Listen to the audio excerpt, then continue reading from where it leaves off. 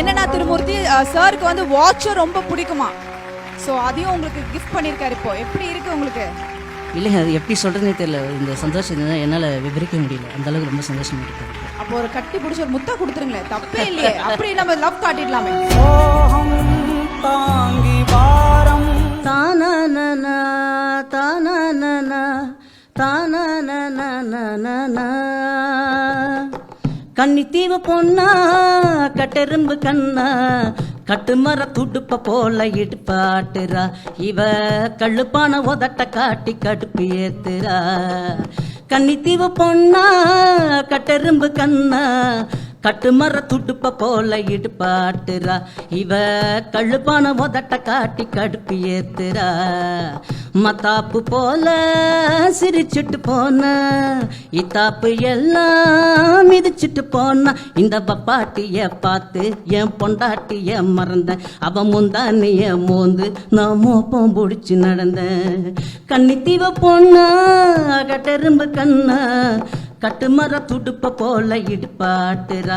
இவ கள்ளுப்பான உதட்ட காட்டி கடுப்பு ஏத்துறா.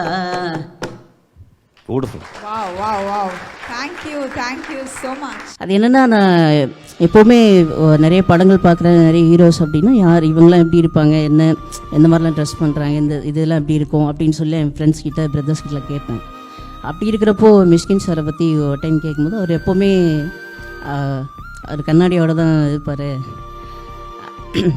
நான் எப்போவுமே கண்ணாடி போட்டதில்லை சார். அது உங்கள் கண்ணாடி ஒரு டைம் போட்டு பார்க்கலாமா சார்? ஆசையாக இருக்கு.